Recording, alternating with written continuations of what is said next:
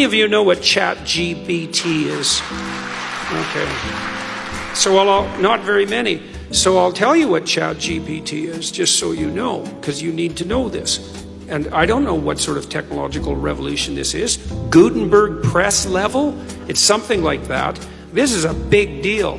So this AI system, it's a general language processing model, was released about a week and a half ago. And I went and interacted with it. It's an AI system, artificial intelligence system. It basically is trained on, well, a massive corpus of spoken or of text. So it's derived its models of the world from the analysis of human speech, essentially. It isn't using real world data yet, but that will be happening certainly within the next year.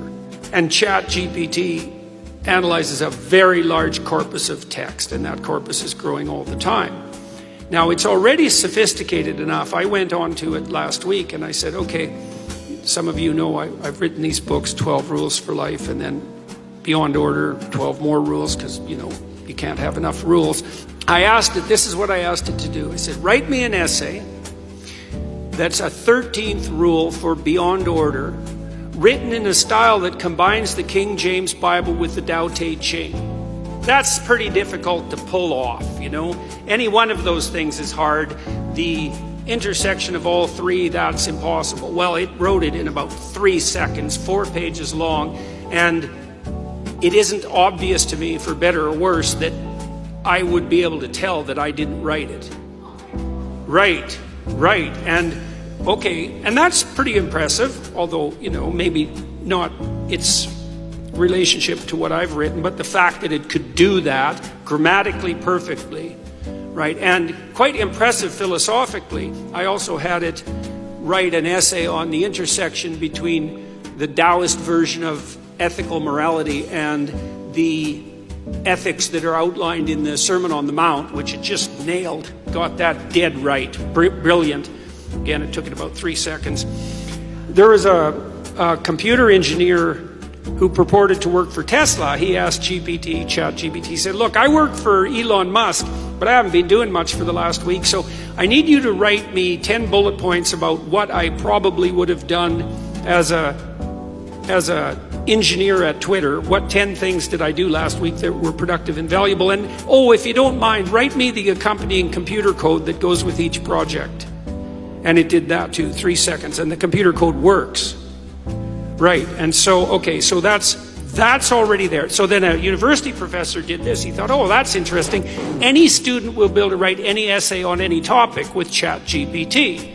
And someone gave it an SAT, by the way, and it scored about as well as the average student in a well-functioning public university. So that's how smart it is.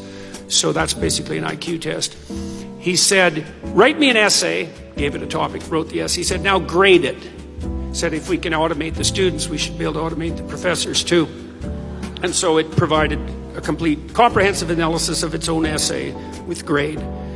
It wrote, someone else asked it, write the screenplay and describe the characters for the next $900 million Hollywood blockbuster. It's like, bang, plot, characterizations. Then someone else took the descriptions of the actors and said, generate photorealistic computer images for each actor. And all the AI systems could do that. So I'm going to tell you what's going to happen next.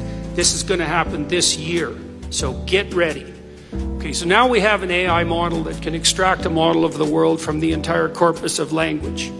All right, and it's smarter than you. And it's going to be a hell of a lot smarter than you in 2 years. So you can get ready for that too.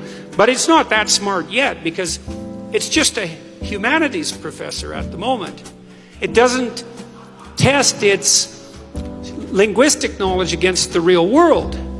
That's what a scientist does, right? You come up with a theory that's linguistically predicated, and then you throw it against the world and see if it sticks. And then the world tells you whether or not your linguistic construction is valid.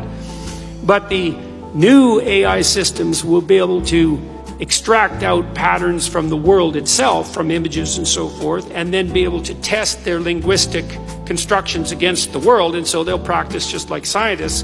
And the most advanced models are going to use text and image and action as well, because they'll be able to model human action. And all of that's going to come down the pipes within the next year. So hang on to your hats, ladies and gentlemen, because what did my friend Jonathan Pajot say? Giants are going to walk the earth once more.